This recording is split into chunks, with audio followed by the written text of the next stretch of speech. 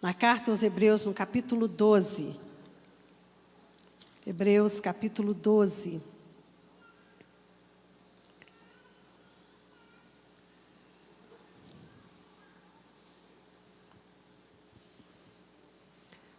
Vamos ler o verso 1. Quando se encontraram, digam glória a Deus. Queridos, antes de entrarmos na ministração da palavra, eu gostaria de fazer um apelo. É tão ruim a gente olhar assim, olha. Tão ruim. Vem cá, pastor Célio, dá uma olhada de frente. Para você entender o que eu estou dizendo. Olha, é ruim para a gente ministrar assim. Vamos tentar nos concentrarmos mais próximo. Eu não sei, eu sou daquele tempo que crente gostava de ficar bem pertinho de crente. E quando tem muito espaço, né, fica todo mundo tão longe, tão espaçado. Vamos tentar nos ajuntar um pouco mais? Isto.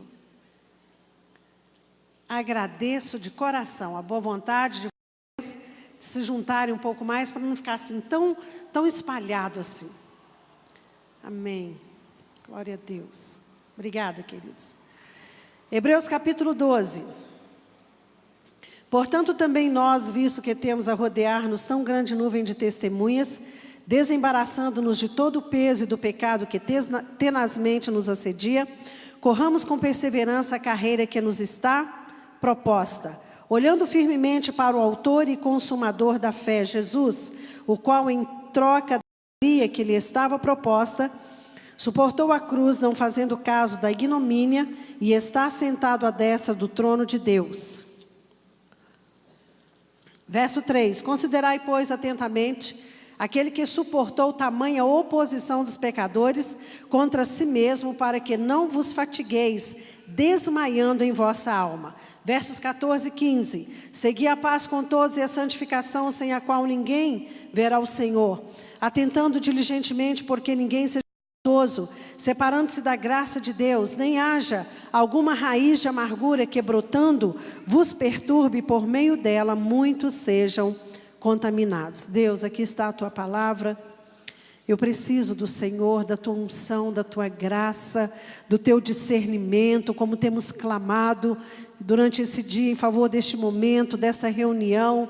Espírito Santo, tu tens liberdade. Eu não sei nada de mim mesma, não posso nada de mim mesma, sou apenas vaso, barro, mas tenho esse grande tesouro no meu coração, que é o Senhor e a tua palavra. Portanto, sinta-se à vontade para fluir, para alcançar os corações, ó Deus, para operar nessa noite, para trazer restauração, para trazer cura, para trazer libertação, para romper cadeias, ó Deus, para romper fortalezas, em nome de Jesus, nós oramos. Amém. Amém, queridos? Tem colocado no nosso coração para esse ano de 2010 a proposta de uma família santificada. Repita comigo, uma família santificada.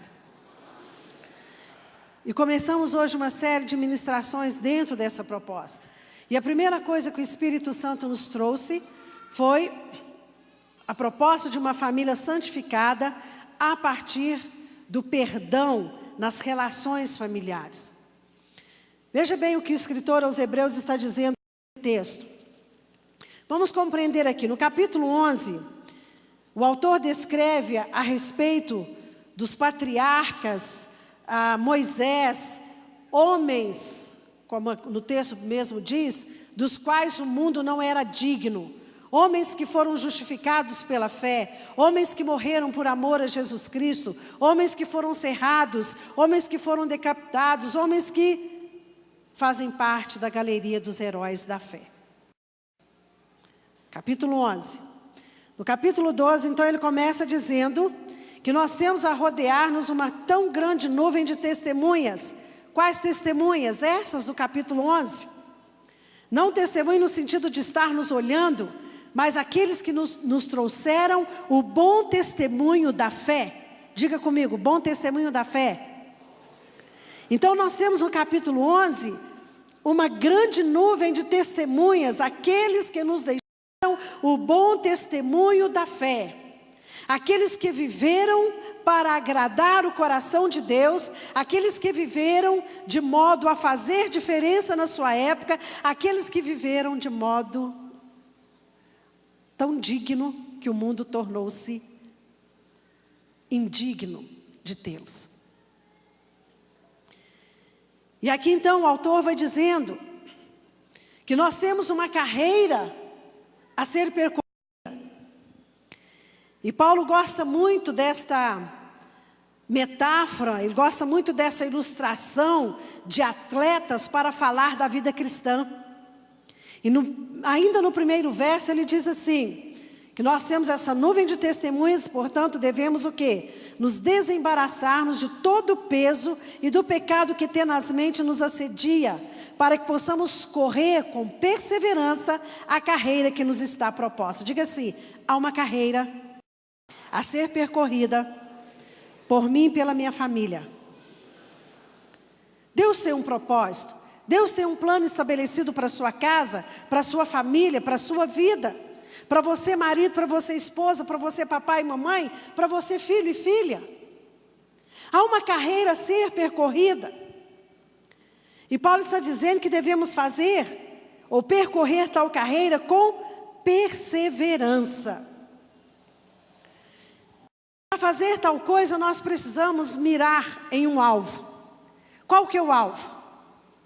Olhando para quem? Para as circunstâncias? Não. Olhando para as dificuldades que se atravessam na nossa caminhada? Não. Olhando para quem? Para o autor e consumador da nossa fé. Diga, autor e consumador da minha fé. Jesus Cristo. Jesus Cristo. E o escritor ainda vai falar mais algumas coisas nos versos seguintes, dizendo, olha, vocês ainda não sofreram a ponto de ter que derramar sangue. Por quê? Porque Jesus já derramou seu sangue. Vocês ainda não resistiram, vai falar um pouco mais à frente. Vocês ainda não resistiram a ponto de sangue. Ou seja, vocês estão sofrendo, o escritor estava dizendo aqui aos hebreus, vocês estão sofrendo como cristãos. Mas nenhum outro sofrimento é maior do que aquele que Jesus já viveu por vocês. Então mantenha os olhos nele, olhando firmemente para o autor e consumador da vossa fé. Queridos, isso é alento para a nossa caminhada. Quantas vezes, lá na família, não sei, não conheço a vida, você que está aqui, tantas pessoas que eu não sei nada a respeito da sua vida. Quem sabe você mulher que está aqui tem sofrido, ou você homem que está aqui tem sofrido uma situação tão embaraçosa no seu relacionamento, e você tem pensado, não consigo mais caminhar, não consigo avançar. Põe os olhos no Senhor, autor e consumador da sua fé, ao testemunho de uma grande nuvem de testemunhas, a Jesus Cristo, em quem você deve colocar os olhos e avançar. Em outras palavras, ainda não foi feito todo o esforço que precisava ser feito. Continue. Aquelas pessoas nas maratonas, é muito interessante observar como algumas chegam, né? Nosso período de férias, onde estávamos, bem de frente para o hotel, aconteceu lá uma maratona. Então, pessoas idosas, me chamou a atenção uma pessoa na cadeira de rodas, ali se esforçando. Ele queria chegar na linha de chegada ali, ele não importava se era o primeiro, segundo, o último lugar, mas perseverando e se esforçando para chegar ao final, ao final da corrida, ao final daquela proposta. Pessoas mais maduras ali também se esforçando. Alguns chegavam assim, né, com os joelhos, como diz aqui, trôpegos, trocando as pernas literalmente, pelo cansaço, pela exaustão, mas perseverando até romper a linha de chegada. Queridos, há uma linha de chegada para cada um de nós. E só devemos deixar de correr quando nós ultrapassarmos essa linha de chegada. Para alguns vai acontecer antes, para outros vai acontecer no arrebatamento da igreja. Ali será a nossa linha de chegada. Quando não precisaremos mais, né, tanto esforço, porque o Senhor mesmo enxugará dos olhos toda lágrima. E minha irmã, você não precisará chorar mais. O próprio Senhor haverá de enxugar dos seus olhos as suas lágrimas. Não haverá mais pranto. Tudo estará consumado na plenitude dos tempos. Mas enquanto estamos nessa trajetória, esforcemo-nos com perseverança, com dedicação, para que possamos avançar nessa proposta. E uma das coisas que o autor vai abordar aqui, não vou discorrer sobre todo o capítulo, já vamos dar um pulo aqui para os versos 14 e 15. E uma das coisas que ele propõe é que nós possamos, durante a nossa trajetória, a nossa caminhada, seguir a paz com todos e a santificação sem a qual ninguém verá o Senhor. Diga assim: a paz com todos. Com a minha sogra, com meu vizinho, com meu irmão. Todos, diga todos. Todos, o que significa todos? Todos, não excluiu ninguém. Todos. Seguir a paz com todos e a santificação sem a qual não verá o Senhor. Paz e santificação andam lado a lado, de mãos dadas. Não tem como pensar em santificação se não estabelecer a paz nos relacionamentos. Não tem como o marido pensar numa vida santificada se ele está atormentado, se ele está amargurado contra a esposa, ou os filhos, ou quem quer que seja. Não tem como uma mulher ter espírito sereno, manso, que é de grande valor diante do Senhor. Aí está a beleza da mulher, espírito sereno, minha irmã. Diga-se espírito sereno, manso. Não tem como